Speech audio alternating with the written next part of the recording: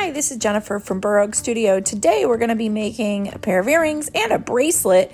In your kit, you'll find all these great things, including a chain with a little piece of wire on the top, steel ear wires, French ear wires, a clasp also made out of knitting needles, jump rings in size 7mm and 10mm, and you're going to need a pair of pliers like these bent nose or even a flat pair like these.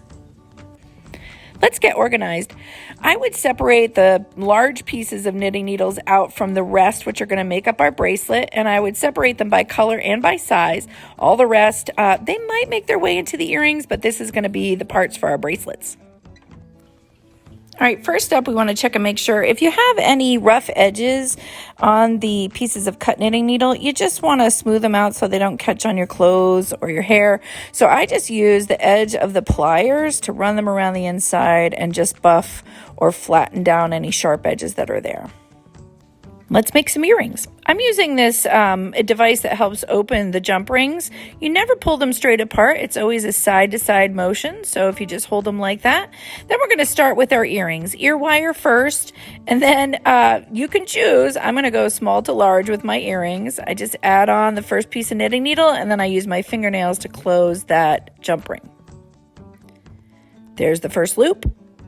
So now we're just going to keep adding on, opening another jump ring and adding it. You don't want to cross the jump rings inside the pieces of knitting needle, but here comes the second piece.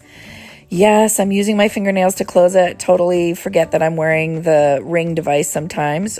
Or you can use another pair of pliers. Multiple ways to save your fingernails, but I usually just forget that I have anything else. Here goes the third section of knitting needle on there and closing it up, and we have an earring. All right, so closing up that last jump ring, there is a 3-loop earring, one done. Again, you could keep going if you want, make them as long as you want, as short as you want, personal preference. Let's make another. Earring number 2. You know, you could actually sit down and pre-open all the jump rings as you're getting ready to begin a project. I would certainly save your fingernails. A reminder, don't cross the jump rings as you're feeding them in between the pieces of knitting needle. They'll hang funny if they're crossed. Such wonderful light earrings. I often forget I have them in when I'm wearing them.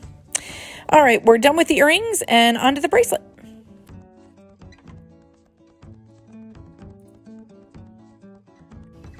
Actually, before we start on the bracelet, let me just show you what a pair of earrings with 6 loops on them. These are all small gauge knitting needles, like a 9 or a 10, but little itty bitty ones, 6 in a row.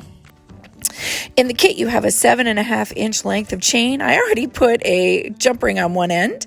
You also have a clasp, also made out of knitting needles. I have used head pins to create the joins on those already. So all you'll do is add them on with a jump ring.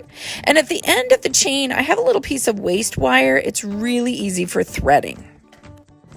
From all those pieces in the kit, if you want to pull out the larger or the focal pieces and create a pattern where you can just add the smaller bits in, that is also a great way to get organized to make the bracelet. All right, so construction. You can just start adding beads all the way down to the end where there's a jump ring on already. And adding the focals in whatever pattern you want, or if you don't want a pattern, kitchen sink works for me too. That piece of wire you'll see just adds a little bit of rigid support as you're feeding beads onto the chain. It's also a little bit of a lifeline when you go to put the clasp on at the end.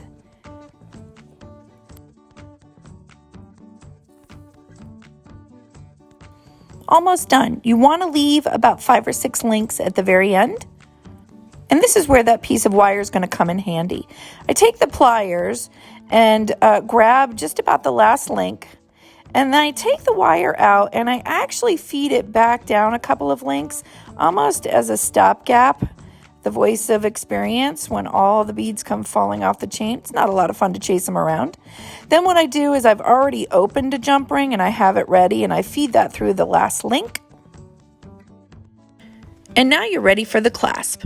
I do use the wire to hold things safely in place. I use the pliers because they're just a little more precise than my fat fingers.